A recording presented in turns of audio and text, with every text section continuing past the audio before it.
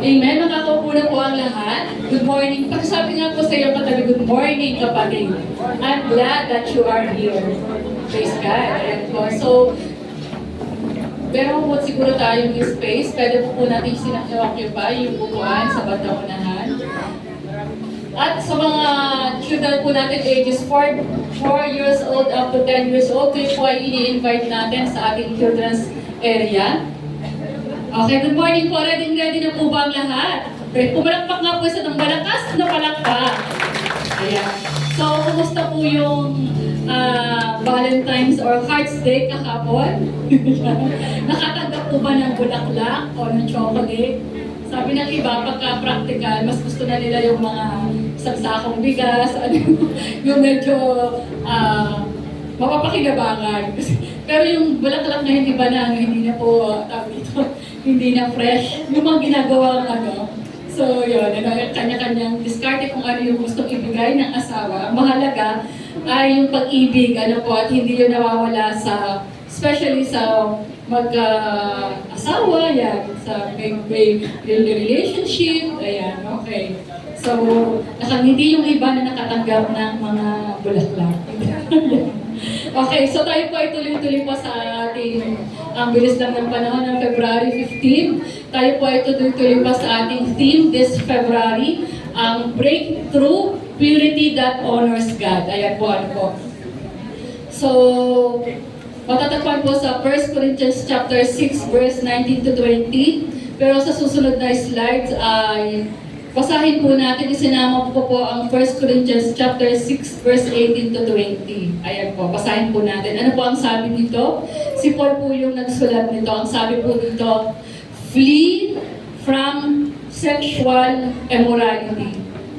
All other sins a person commits are outside the body, but whoever sins sexually sins against their own body. Yeah, sa susunod pong slide, verse 9. Do you not know that your bodies are temples of the Holy Spirit, who is in you, whom you have received from God? You are not your own. You were bought at a price. Therefore, honor God with your bodies. Tayo po ay manalangin sa umagang ito. Hallelujah, hallelujah, hallelujah, God. Diyos na pinakamakapangyarihan sa lahat, may-ari ng aming mga buhay. Sa umagang ito, O Diyos, kami po ay lumalapit ng may pagpapakumbaba. Inaamin po sa aming mga sarili na wala po kaming magagawa apart from you, O God. And this morning, we pray na patuloy ang kapangyarihan ng banal na Espiritu Santo ay patuloy na mamuna, mangusap sa bawat isa sa aming Panginoon. Lord, sino man po sa aming kalagitnaan na naririto, na punong-puno ng kabigatan, mga panalangin na matagal nang idinudulog sa iyo. We pray this morning that you will touch her or his heart, O God. Patuloy kang mangusap sa kanya, Panginoon, sa pamamagitan ng iyong buhay at makapangyarihang salita. I pray, Lord, sa aking buhay, patuloy mo po akong panganahan. Lamisan niyo ang aking labi, Panginoon. Guard my lips, O God.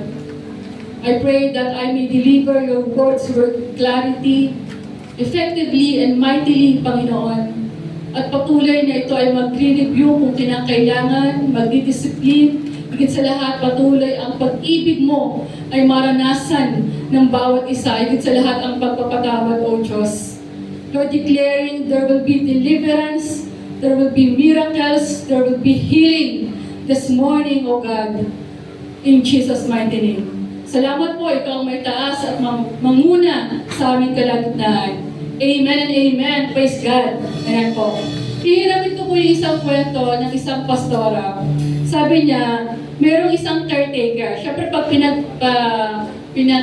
pinagkatiwalaan ka bilang isang caretaker ng bahay, ang role mo is kailangan mong linisin yon. Linisin yung tahanan yon. So for a time, gusto ginawa niya, nililinis niya yung tahanan yon. Nang biglang magkaroon ng occasion, in-invite niya yung mga kaibigan niya na hindi niya ipinagpapaalam sa may-ari. So, ang tendency, so yung mga kaibigan niya, syempre pag mga okasyon, di mo naman masasaway lahat. So, ang dumi ng bahay. Yan, ang dumi. Hindi nialagaan, magulo, madumi. And then, after a while, tumawag yung may-ari. Pupunta ako dyan ngayon sa bahay. Titingnan ko. So, ano mangyayari sa caretaker? So, syempre, dali-dali, nilinisin. The same thing na pag-aaralan natin, our body is the temple of the Holy Spirit. Ang ating katawan ay hindi natin pagmamay-ari.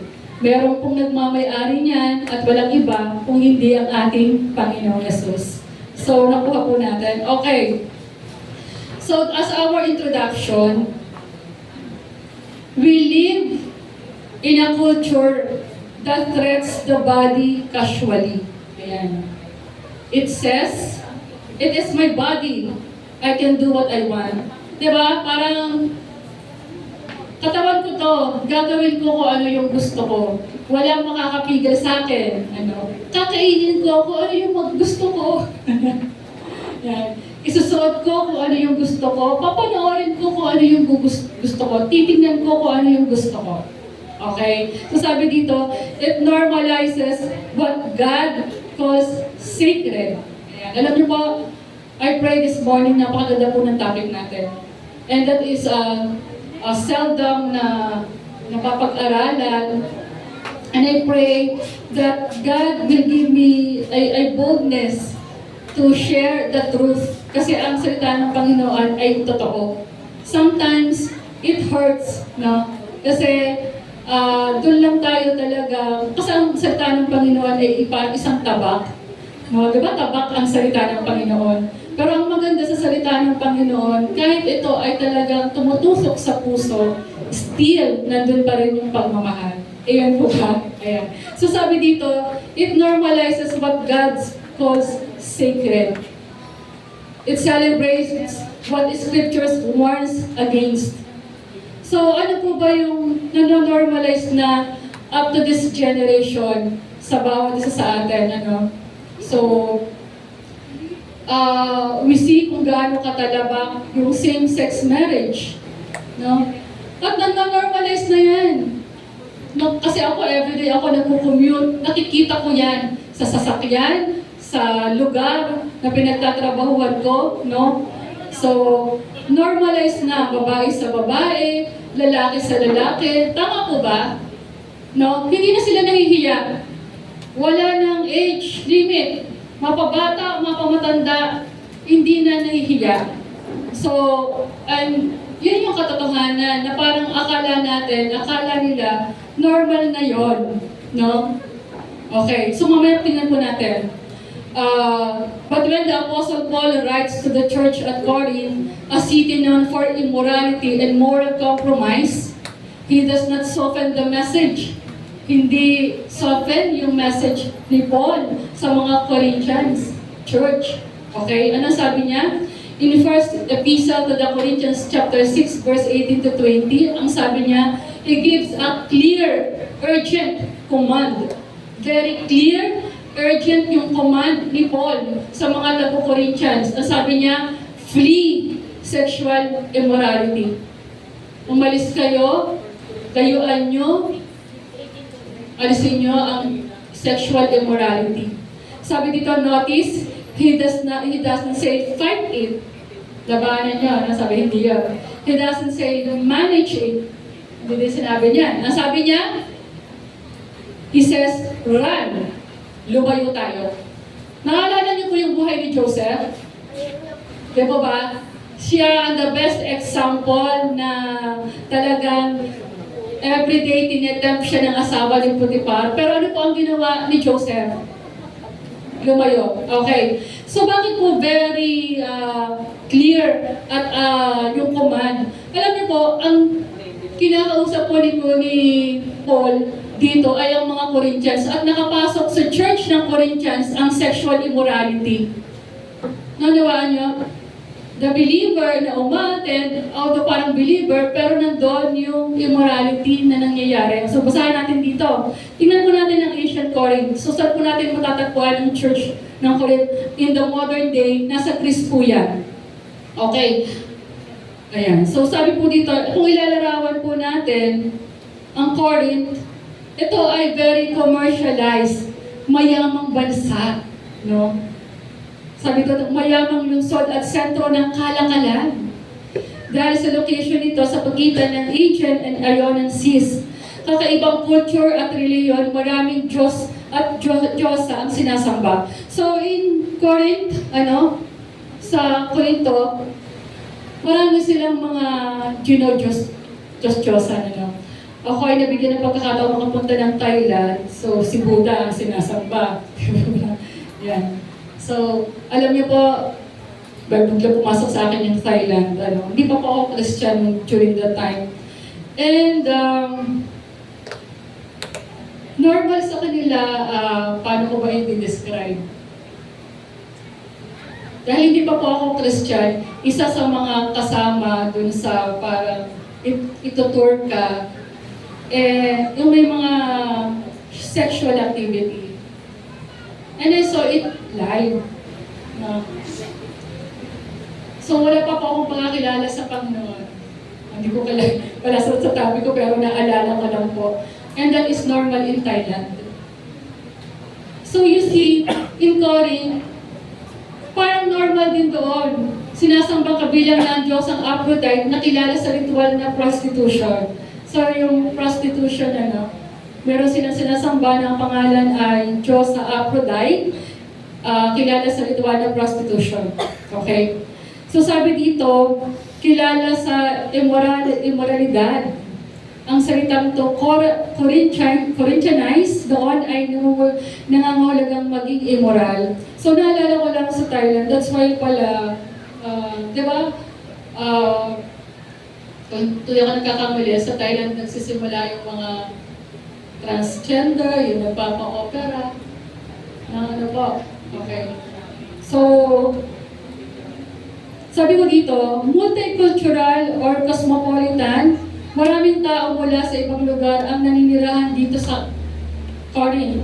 Kasi nga, commercialized, mayamang bansa. Dahil dito, naging hamon para sa mga Kristiyano noon na mamuhay ng banal. Kaya mahalaga ang paalala ni Pablo sa 1 Corinthians chapter 6 verse 18 to 20 tungkol sa paglilinis at pagkilala sa kanilang katawan bilang templo ng Espiritu Santo. Ang isang tao na mapera, famous, kung wala yung pagkakilala sa Panginoon, ang tendency niyan, talagang hindi niya mamamanage na maayos yung pera kung wala talaga siyang pagkakilala. Sabi nga nila, usually, they fall sa mga vices, sugal, babae, alak, tama ko ba? And that's the reality. That's the reality bites po yan ng mundong ito.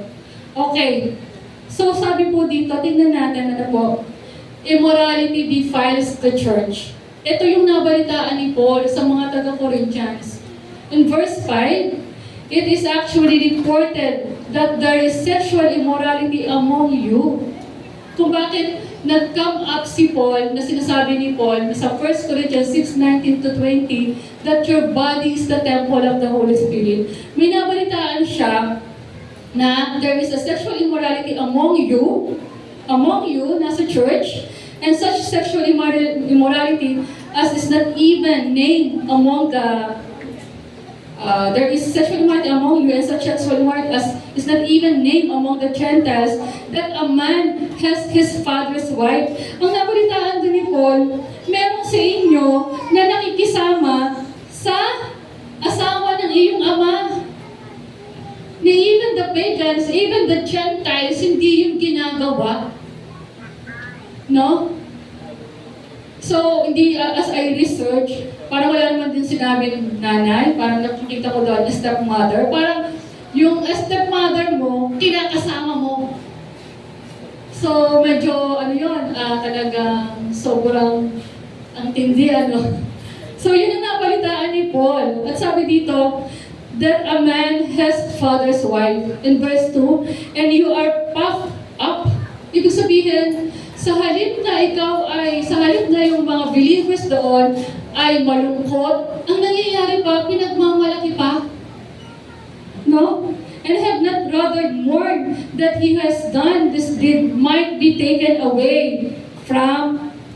Wala ko yan. So, ibig sabihin, dapat ang ginagawa dyan, sabi ko po sa Tagalog para mas maunawaan po natin, ang sabi ni Paul, dapat itinitiwalag yan. Yun ang sinasabi. Okay, sabi dito, parusa sa gumagawa ng kahalayan. Nakarating nga sa akin ang balitang mayroong kabilang sa inyo na gumagawa ng immoralidad. Kinakasama niya ang asawa ng kanyang ama. Take note, ano po? Kahit mga pagano ay hindi gumagawa ng ganyang kahalayan. And verse 2, at nakukuha pa ninyong magmalaki. Dapat sana'y mahiya kayo at malungkot. At ang taong gumagawa ng ganon ay dapat ninyong itiwala. Yun po ang sabi, ano? Kahit wala ako riyan sa katawan, nariyan naman ako sa espiritu, kaya parang nariyan na rin ako. Ang gumagawa niyan ay hinahatulan ko sa pangalan ng ating Panginoong Hesus. Kapag kayo'y nagtipon-tipon at ang espiritu ko ay nariyan sa kapangyarihan ng ating Panginoong Hesus, ibigay ninyo kay Satanas ang taong iyan upang masira man ang kanyang katawan, maliligtas naman ang kanyang espiritu sa araw ng Panginoon. So, tingnan niyo po yung salita po dito ni Paul, talaga pong mabigat. Mabigat po talaga. Okay, so ano po yung warning ni Paul sa mga Corinthians believers? Okay. Sinasabi ko sa aking sulat na huwag kayong makikisama sa mga, ano pa ang sabi doon? Pakibasa po. Nababasa po ba? Pwede siguro natin lakad. Nakikiapid. Hindi ang mga di mananampalataya nakikiapid, sakim, magnanakaw o sumasamba sa Diyos-Diyosan ang tinutukoy ko sapagkat kinakailangan ninyong umalis sa mundong ito para sila iwasan. So, Paul is referring, talagang pagka ikaw ay unbeliever, hindi mo sila pwedeng, kasi wala pa sila pagkakilala sa Diyos eh. Diba? Parang tayo, the same thing naman tayo ay wala pang pagkakilala sa Panginoon, we belong to this, yung mga sins na yan. Pero yung malupit, ang sinasabi ni Paul, Kristiyano ka na eh. Kristiyano na. So sabi dito, ang tinutukoy ko na huwag ninyong papakisamahan ay ang nagsasabing sila'y Kristiyano, ngunit, ano sabi doon? Nakikiapid. Ano po? Ayan. Nakikiapid. Sakim. Sumasamba sa Diyos-Diyosan. Ano bang sabi? Naglalasing at nagnanakaw. Ang sabi, huwag kayong makisalo sa ganyang uri ng tao. Sabi po doon. Sa verse 12, wala akong karapatang humatol sa mga hindi Kristiyano. Ang Diyos ang hahatol sa kanila, ngunit hindi ba dapat ninyong hatulan ang mga nasa loob ng iglesia? Sabi ng kasulatan, itiwalag ninyo ang masamang tao. Ano po? Palakapakan po muna natin ang Panginoon. Okay. So, yun po yung warning ni Paul sa mga taga-Corinthians and related sa ating generation. Maaaring ito din po yung sinasabi ng Diyos sa bawat isa po sa atin na marahil nandun po tayo sa point na Satan is tempting us, no? To do this immorality. Okay? Why I'm trying to say this, Kasi, ang mga Kristiyano na believers, even the pastors, di ba? Even the very elect will be deceived. Totoo naman po nangyayari yan, kahit po Kristiyano, tayo nga po yung inaatake ni Satanas eh. Kasi tayo yung gusto niyang pabagsakin. Nakanawaan niyo po. That's why Paul ay sumusulat sa mga Corinthians na this is a warning. At sinasabi niya, Do not fight for it. Kanina sa sinabi ko sa introduction, do not manage it. Ang sabi niya, run. Lumayo po tayo. Alisan po natin ito. No? Tanggalin po natin ito. Yun po ang sinasabi. Okay. Sabi ko dito, yan. Okay. Tatlong bagay po yung pag-uusapan natin. Key points na po. Ito po ay as I research, halo-halo na kay Pastor John MacArthur. So, yan po. As I research, yan po. Number 1 na pag-uusapan po natin, purity is non-negotiable. Wala ang pag-uusapan patungkol dyan. Ano po? Number 2, the body as the temple of the Holy Spirit. Number 3, redeemed to glorify God. Kasi yung binasa po natin, flee from sexual immorality. Do you not know that your body is the temple of the Holy Spirit? And do you not know that we are bought at a high price? No? And that's why we honor God. Doon sa 1 Corinthians chapter 6, verse 18 to 20. Okay. Pag-usapan natin, purity is non-negotiable. Pag sinabi natin non-negotiable in business, pag sinabing deadline, that is deadline. Pero pag sinabi utang, ay sa katapusan lang. Pero ano nangyayari? Nagiging negotiable. So, alip na deadline sa katapusan, nangyayari sa susunod na year na katapusan. Okay? So, sabihin, pag sinabi natin purity, kasi di ba sabi ng Panginoon, ang ikukuhanin niya is blameless, spotless na church. No? Walang spotless. Walang dumi, walang mancha. Okay. So sabi dito, kung sa negosyo, pag sinabi natin non-negotiable, deadline, that is deadline. Wala tayong pag-uusapan dito, wala nang changes. And when it comes to salary, kung ano yung nasa contract na nilagay ng boss mo, kung ikaw ay sumusweldo ng 50,000, that is non-negotiable. Hindi ka pwedeng pasweldohan ng 45K lang. Kasi ang nasa contract mo is 50K. Nanawahan niyo po ba? So ano sinasabi dito? Flee from sexual immorality is not optional or negotiable. That's why, ito ang sinasabi ng Panginoon, diba? God wants us a pure heart. Diba, may kanta na pure heart. That's what I long for. A heart that undivided. Puro and rain. So sabi pa sexual sin is not just a person's moral failure. It is a sin against God's design for the body. So, ang sexual immorality, it's not a moral failure. It is a sin against God's design. Ano po? So, pag tayo ay nagkakaroon ng ganitong sin against God's design. Ano po? So, ayun po. Okay, pag-usapan natin. How to flee from sexual immorality. So as a Christian, paano ba tayo makakalayo sa sexual immorality na yan? Sabi po ng number 1, so ibasa, ano ba daw po ang number 1? Ano sabi doon? Pakibasa po ng malakas. 1, 2, 3. Ayan. Recognize the seriousness of sin. Totoo po, seryoso po ito. Di po ba sa Genesis chapter 19, verse 23 to 25, nung nabalito niyo po ang Sodom at Gomorrah? No? They were trying to attack the angels. Gusto nila magkaroon ng sexual intercourse with the angels, yung bisita ni Lot. At dahil sa sobrang sama, ano po ang ginawa doon? Di po ba ginawa ang Sodom at Gomorrah? Ganon din po sa atin as a Christian. Tayo kung ay, yes, there is temptation, pero sabi nga, kung ang temptation, pag hindi mo yan pinatulan, it's not a sin. Pero pag kami mga pumatag ka sa temptation, is considered as a sin. No? At bakit ba ito sinasabi ng Panginoon? Kasi tayo po yung magsasuffer. Diba? Sa mag-asawa, no? Hala, nag-text yung ex. May kasawa ka na, nag-text yung ex mo. Anong gagawin mo? Brother, nag-text yung ex mo. Sorry na, po. Ako lang po yung first girlfriend ng aking asawa. Ayun. So, paano yun, diba? baliktad. Ako po pala, bigla pong malapit na magba-Valentine's. Ay, ako naman po ay open at transparent sa aking asawa. Biglang sa akin yung aking ex-boyfriend, nag-peace, 2 beses pa. So, ako naman, kumusta na kaya siya? So, nakita ko, ano na siya sa Australia, parang ang ganda-ganda na ng buhay.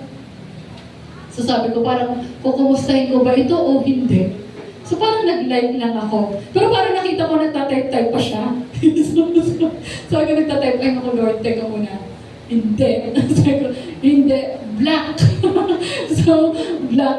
So, ayun po, alam niyo po, sa maliit na bagay, you do not know na umaatake paminsan-minsan si Satan. Na-observe niyo po ba yan? If you, or hindi sa gano'n, iba-ibang cases, ano po. So, kung hindi po tayo magiging aware at hindi po tayo magkakaroon ng discernment, baka mamaya, yung pagkukumustahan mo, ano na po ang mangyari? Ano? Nagkukumustahan. Wala na. Ando na. Naligaw ka na nalandas.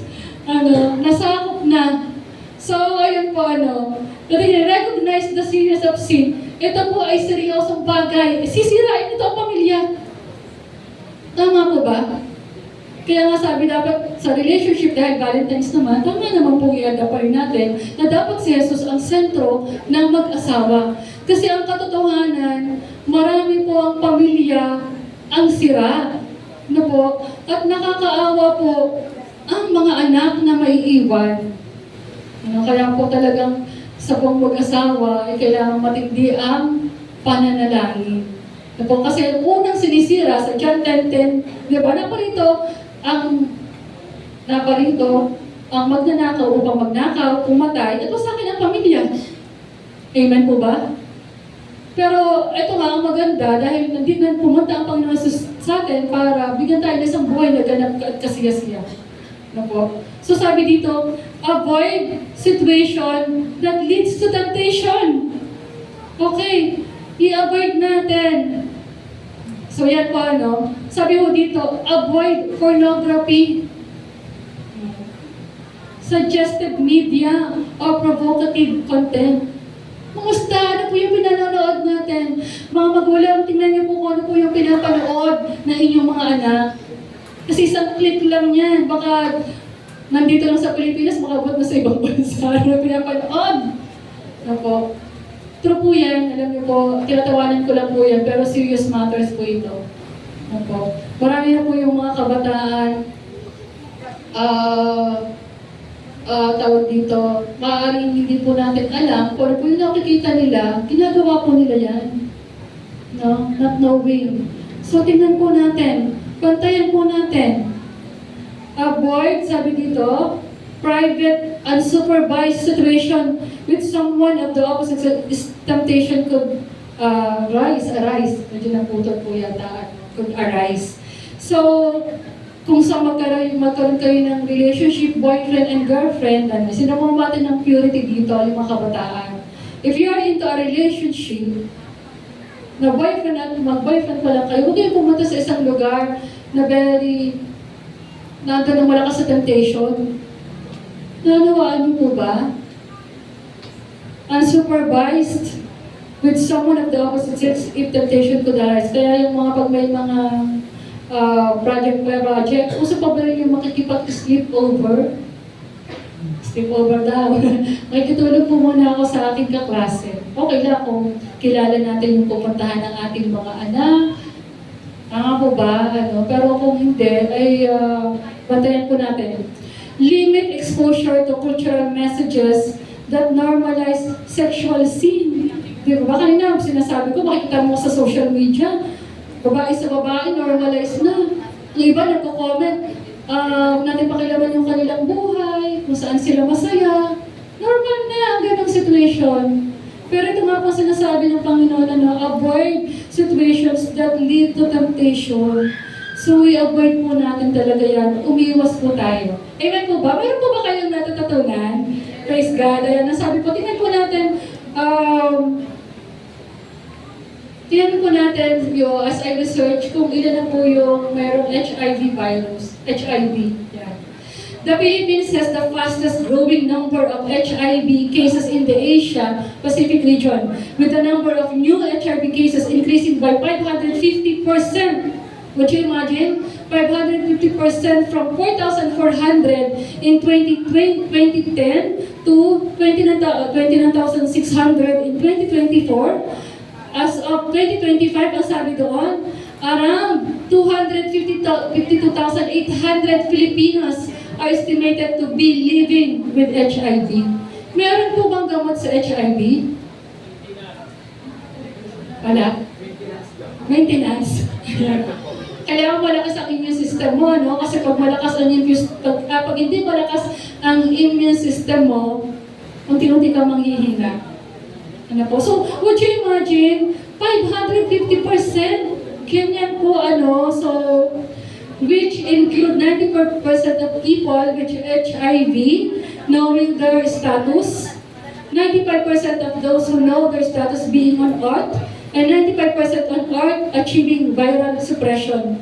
The Philippines aims to achieve these targets by 2030, but the country falls short of these targets, with only 66% of diagnosed PL-HIV on ORT and 40% of those on treatment having viral load under control. So from World Health Organization. So around as of 2025, kasi nire-research ko yung 2026, wala pang lumalabas kay Google. So ito po yung parang pinaka-latest. So 252,800.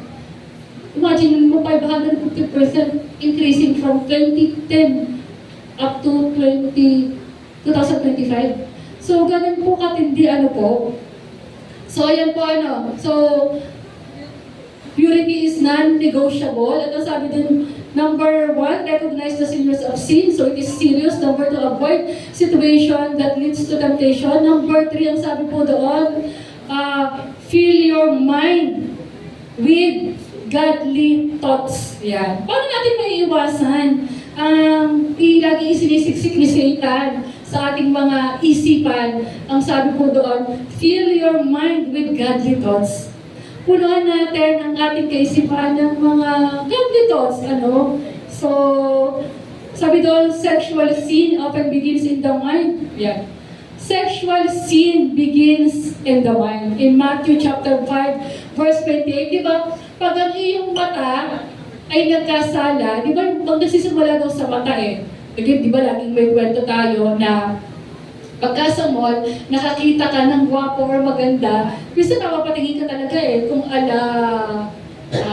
Alden Richards, yung mga ganon, sino pa ba? Daniel Padilla. So sa mga 80s and 90s, ano ba tayo? Gamula, Gabi Concepcion sa atin, So, Gamulang, Richard Gomez, sa mga 80s, 90s. Ngayong generation, sina Daniel Padilla, Alden Richards, marami pa, kung sino-sino yan. Dati, para medyo may kabataan, si Enchong D, yung mga di ba? Pagka sa babae naman, sino ba sa mga iba na Adawi, So, kaya sa mall, mapapatingin ka kasi talaga namang may postura. Diba? Siyempre, attract kasi may tsura talaga. So, makapalingon ka, Pero kung talaga yung leeg mo ay hindi na umalis, na kahit hanggang doon sa dulo ng entrance or sa exit ng SM, ay nakasunod ka, so nagkakasala na tayo sa pamagitan pa lang ng patingin natin ng mga desire. Kasalanan na yun. Sabi nga nila, kung nagkakasala ang mata mo, punutin mo. Kung yung kamay mo, putulin mo. Sabi po. So sabi ko paano natin may iwasan? Guard your thoughts with scripture, prayer, worship, and meditating on God's holiness. Totoo po yan. Hindi po natin, we cannot do it on our own. Hindi natin kaya mag-isa yan. Kailangan natin ang tulong ng Banal na Espiritu Santo. Sabi, we have to pray. Manalangin tayo talaga, Lord, I pray. We have to worship God. We have to meditate on God's words, God's holiness. Panalangin talaga, Lord. Pinapahirapan po ako ng Panginoon. I pray, we pray. na ma-deliver po ako, makawala po ako sa ganung sitwasyon ito. Tulungan niyo po ako, Banal na Espiritu Santo. Tulungan niyo po ako, Panginoon. Tanggalin niyo po ito sa akin. No? So, let us pray. So, sabi dito, replace lustful thoughts with God-honoring alternatives. So, kung nakakaisip tayo, replace natin ang mga bagay na papunta sa Panginoon. No? Let us fix our eyes unto Jesus, the author and perfecter of our faith. Mag-focus tayo sa Panginoon. Humingi tayo ng kanyang habag at ng kanyang awa. Tulungan niya tayo na makawala kung meron mang sa atin nakakaranas ng ganitong matinding temptation sa ating mga buhay. Amen po ba? Amen. Praise God. Palakpakan po natin ang Panginoon. At sabi po dito, number 4, cultivate self-control through the Spirit. Kaya nga, isa sa mga bunga ng Espiritu Santo ay ang self-control. So sabi dito, cultivate self-control through the Spirit. Sexual purity is not achieved by willpower alone. Yung sinasabi ko po kanina, hindi nito makakaya on your own. Rely on the Holy Spirit living in you for strength to resist temptation. Ano po?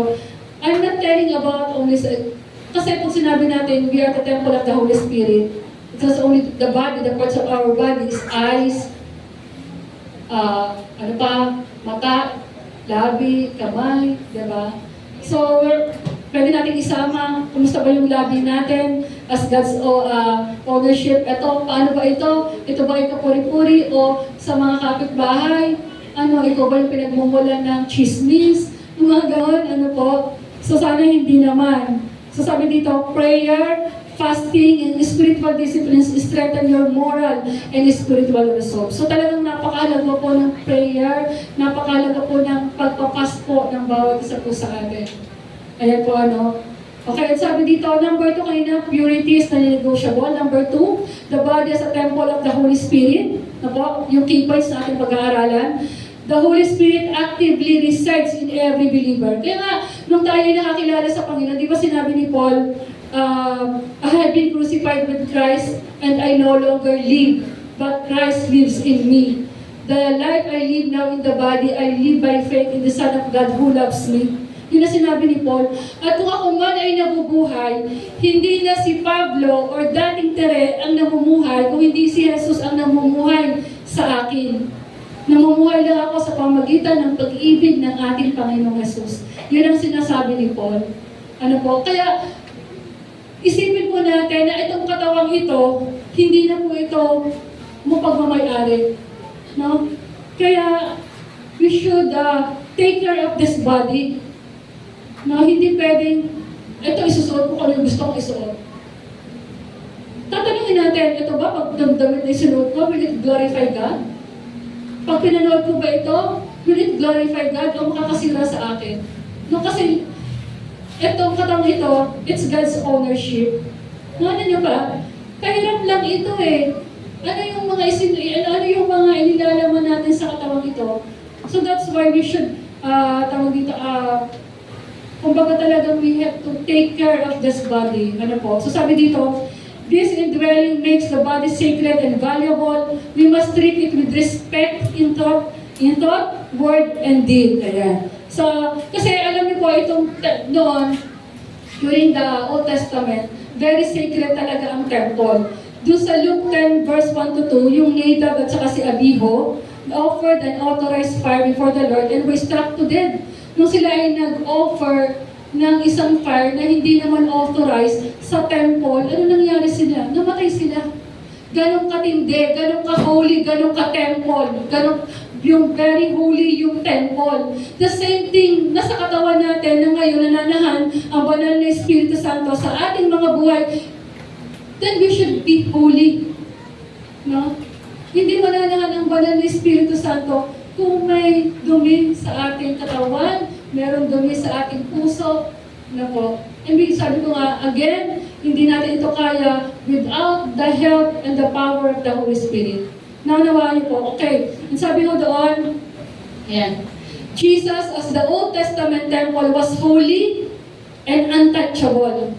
So is the believer's body set apart for God's presence. So itong katawan na ito ay sinet apart na. Hindi na tayo namumuhay sa mundong ito. Sabi sa Romans chapter 12 verse 2, kailangan mamuhay tayo, kumbaga, wag na tayo sumang-ayon sa mundong ito. Diba? Hindi na tayo namumuhay sa mundong ito. Okay? And then sabi dito, malapit na po akong matapos. Yan, lagi po natin tandaan, hindi po natin ito katawan. I mean, it po ay ownership ng Panginoon. And we should take care of this body. Ano po? At sabi doon, redeem to glorify God. Number 3. Tayo po ay binilisan laking halaga. Tandaan po natin, inialay po ng Panginoong Jesus ang kanyang buhay sa krus ng Kalbaryo. Binili niya tayo ng napakahalaga. We were bought at a price. Sabi dito, pinubos niya tayo sa ating mga kasalanan. Because of this redemption, all believers have responsibility. Sabi mo doon, ano po sabi doon? To live. 1, 2, 3, basahin po natin ng malakas.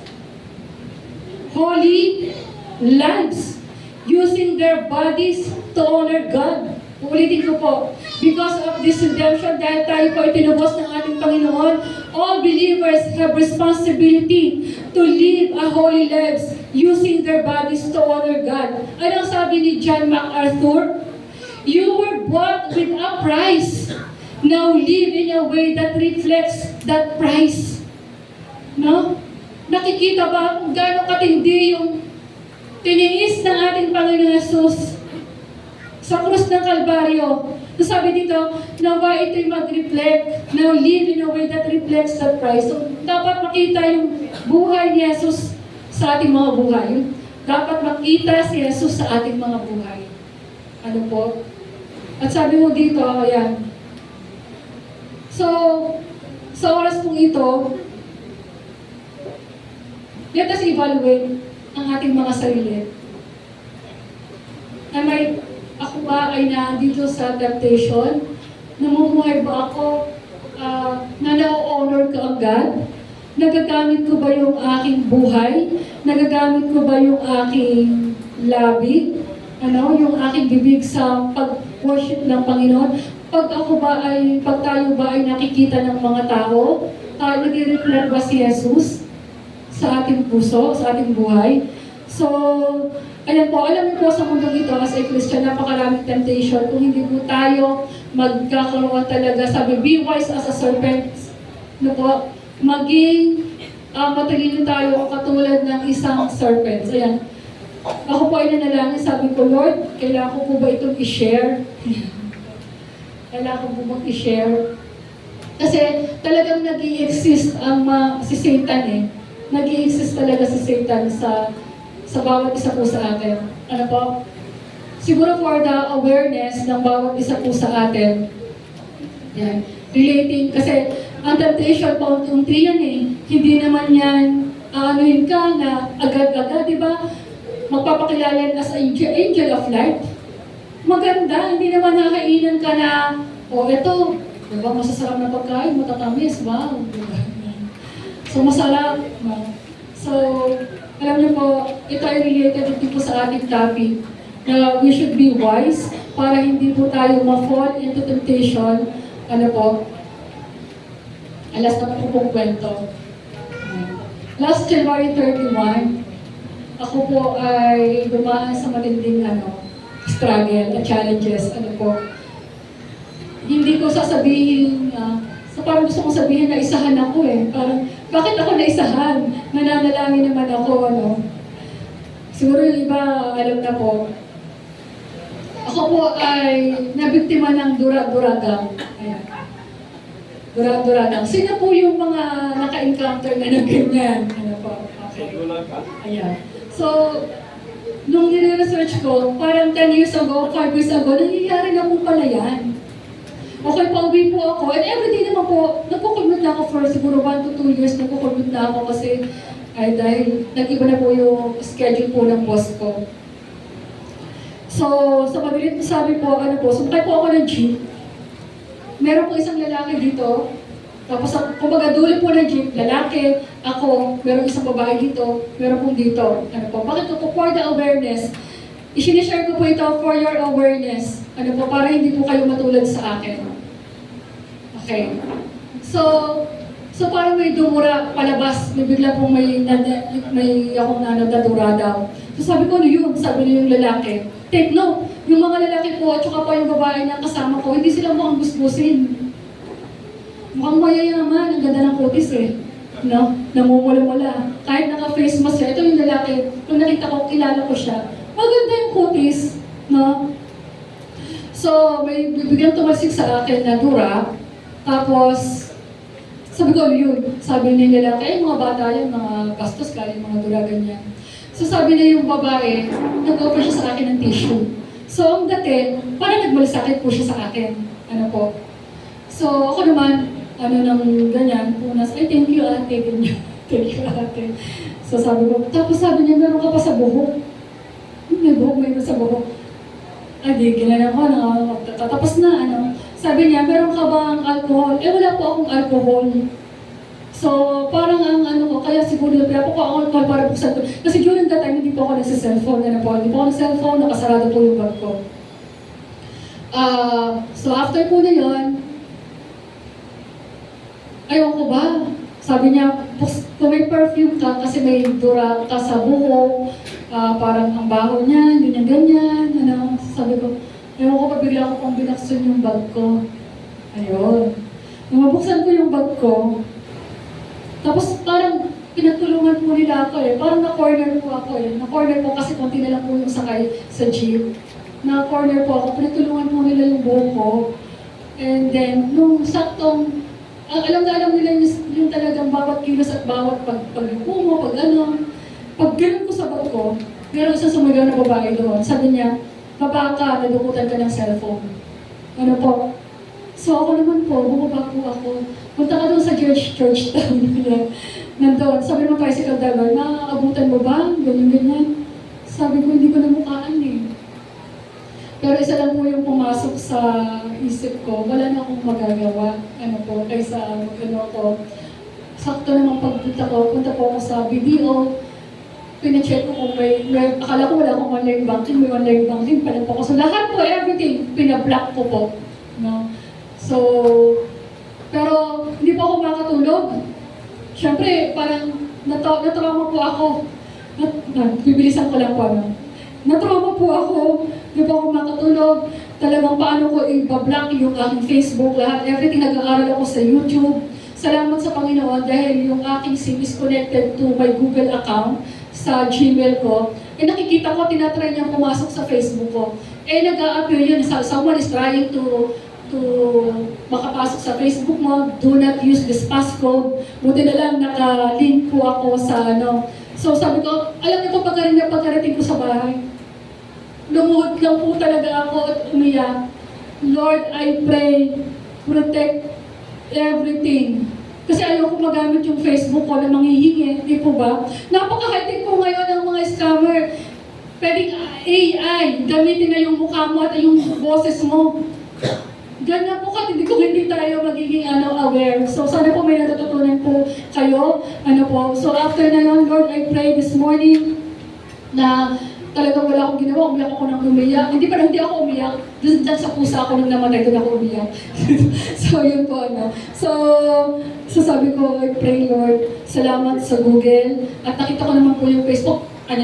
Binatan ko yung password ko. Kasi once na pinatan mo yung password mo, may maglalagay naman na log out sa lahat ng devices na magkoconnect. So yun. Tapos, natuto ako sabi ko, aaralin ko to, natuto ako pag nawala ito, ganyan, nakakonnect lahat. Ibig ko sabihin, may mga find hub, malalaman mo kung nasaan yung cellphone mo. So, marami po ako na-realize sa buhay ko after na yun. So, ibig sabihin, alam mo po number one na pwede po natin matutunan nung na-realize ko. Kasi madalas po talaga ako na aminin ko minsan, nasa cellphone ako, pero nanonood ako ng mga, yung mga, tawag dito, may mga learnings naman akong natututunan, Pero alam niyo po, nung nangyayari po yun, glance na lang po yung pagtingin ko sa cellphone. At yung biyahe ko po na yon, nagpe-pray po ako. So nabago, sa halip na ako ay magbabad sa cellphone, sa katitingin, ang ginagawa ko na nga po ngayon pagka nagsasakay ako, nagpe-pray po ako, Lord, I pray na makakilala po ito. Even yung mga kumuha po sa akin ng cellphone na yon, pinagpe-pray ko po sila. Sabi ko, Lord, I pray na baguhin mo yung puso nila, mag-born again sila. So ano po yung tinatry ko po? Sabi ko, may CCTV, ayoko nang papuntahin, ayoko nang ano yan. So, what I am trying to impart this morning, ano po, kung hindi po tayo magiging vigilant nowadays, tayo po even, dito, ay pwede po tayong mahook ni Satan. Ano po? So, sabi ko, bakit ako? Sabi ko, bakit ako? Bakit ako? Sabi ng mga kasama ko sa trabaho, I'm sure, sabi, ma'am, for sure, pagsakay mo pa lang sa jeep, tinarget ka na nila. Kasi na-corner na ako. Pero ang pinagpapasalamat ko po sa Panginoon, cellphone lang po yung nakuha. Sige, okay, cellphone, tsaka yung coin purse. Hindi po yung isang wallet na nandun po lahat. Siyempre, SSI, SSS mo, PhilHealth mo, ang dami mong di po ba? Ang dami mong lalakarin. Pero salamat pa rin po sa Panginoon. Kaya nga po ang sinasabi ko sa umaga po ito, tayo po ay maging vigilant, maging na mapagbasid, ano po. Kasi si Satan po, aatakihin tayo. Nandun talaga yung bawat sa atin. Different cases lang, different situations lang. Nawala niyo po ba? And alam niyo po, nung pag ako'y nasa jeep ngayon, sarado po talaga everything. Lord, I pray, let your covenant blood be upon me. So, talagang medyo nakaka-recover na po ako kasi ngayon talagang tinitingnan ko isa-isa. Parang iniisip kung okay ba to? Good ba tong makakatabi ko? Lagi na lang ako dun sa may jeep. Ano po? So, ganun din po, kung i-connect po natin sa ating pag-aaral sa umagang ito, marami pong temptation si Satanas. So, dapat maging po tayong aware and kung ano man yung nangyari, okay, that we fall into temptation. God is a God of many chances. Nagpapatawad siya. Tapo ba? Pinapatawad niya. Ang gusto lang ng Panginoon, magkaroon tayo ng repentance, huwag tayong magbabad, itama natin, ituwid po natin yung buhay po natin sa paningin ng Panginoon. Amen po ba? Palakpakan po natin ang Panginoon. Amen. Ayan po. So, sabi po sa ating conclusion, ayan. So, Romans chapter 12 verse 2, yung kinasinabi ko po, a living sacrifice. Therefore, I urge you, brothers and sisters, in view of God's mercy, to offer your bodies as a living sacrifice, holy and pleasing to God. This is your true and proper worship. Do not conform. Huwag na daw tayong umayo sa mundo ito to the pattern of this world, but be transformed by the renewing of your mind. Then you will be able to test and approve that what God's will is good, pleasing, and perfect will. Amen po ba? So tayo pong tumayo sa umagang ito, ayan. Pwede po ba natin kantahin yung I pure heart? Ayan.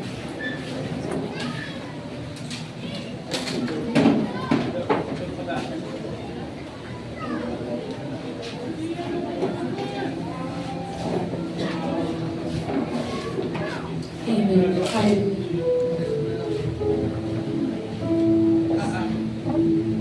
Diba po sa umagang ito po ay maging panalangin ng ating puso. Amen. Yes, Lord. Hallelujah.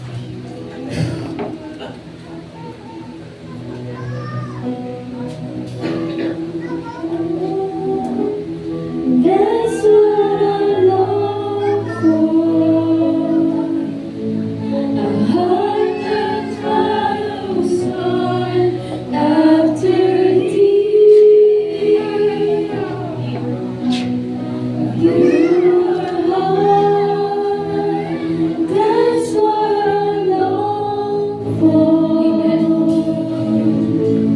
A heart that follows on after thee. My heart's good for A heart that's satisfied, so that sin may not come in.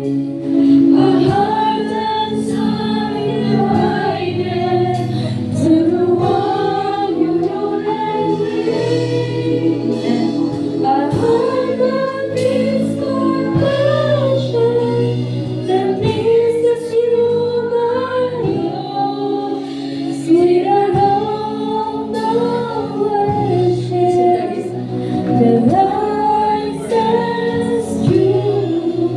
your throne.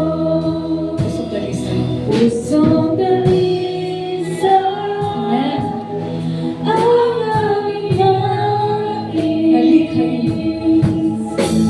Nalikhain mo, Diyos, para sa akin. Pusong dalisay ang aking nais. Nalikhain mo, Diyos, para sa akin. Isang pusong kapal na sa'yo'y nagmamahal. Isang pusong sa'yo'y wala alinlangan. Isang pusong pinipibok na ika'y karangalan. Ang ako'y nagpupuri sa'yo lamang, Jesus. Pusong kapal. Amen. Hallelujah. Isang pusong kapal na sa'yo'y nagmamahal. Isang pusong sa'yo'y walang alinlangan. Isang pusong pinipibok na ika'y karangalan. At ako'y nagpupuri sa'yo lamang, Jesus. At ako'y pagpupuri. At ako'y nagpupuri sa'yo lamang, Jesus. At ako'y nagpupuri sa'yo lamang, Jesus.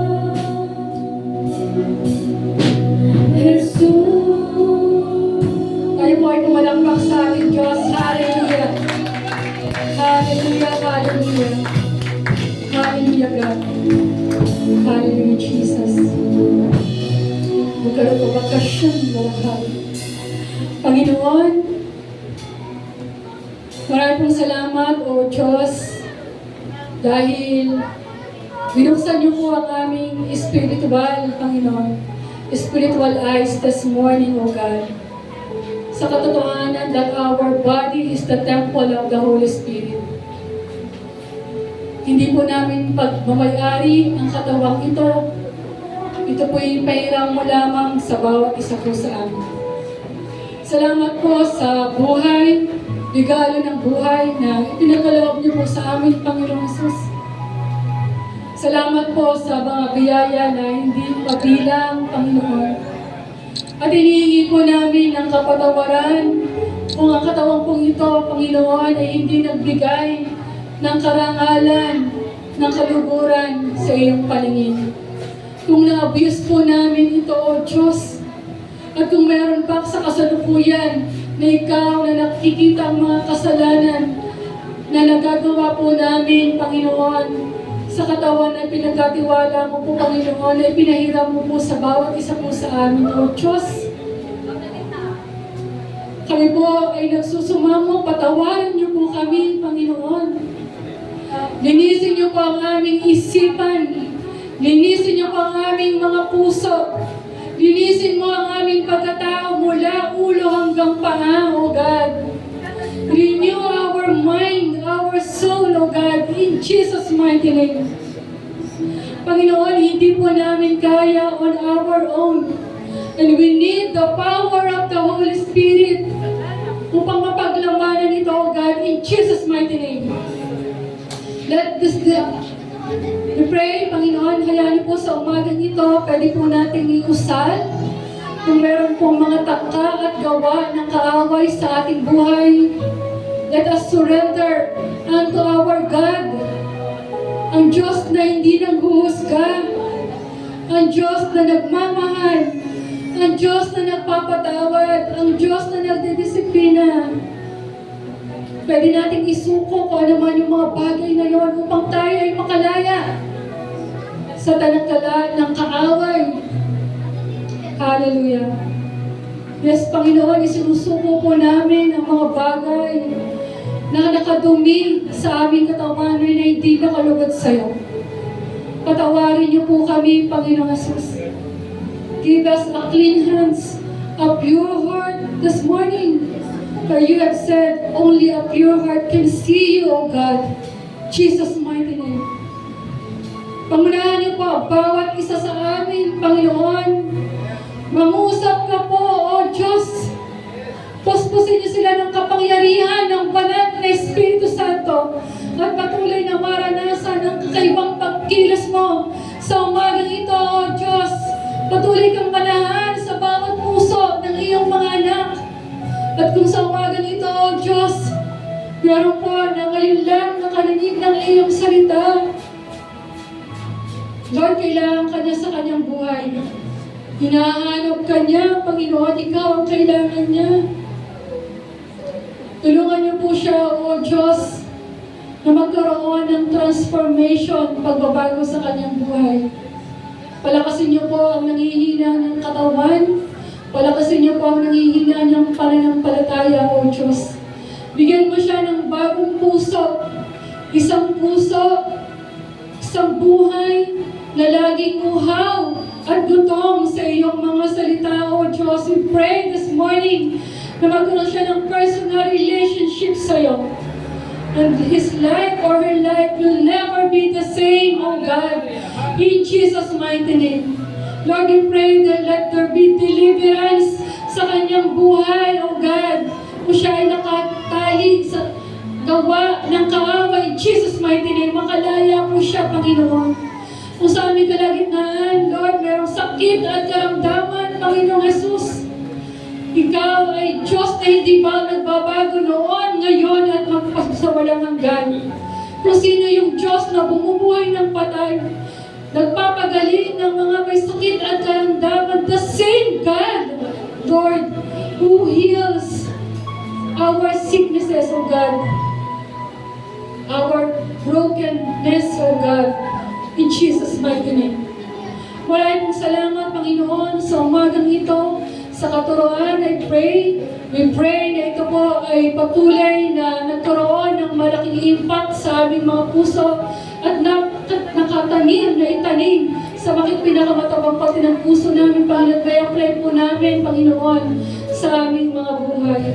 Maraming pong salamat, Ama, Panginoon. Maraming pong salamat, Panginoon Jesus. Maraming salamat, Banal na Espiritu Santo, sa patuloy ang pagsama mo, Panginoon, sa aming kalagitnaan.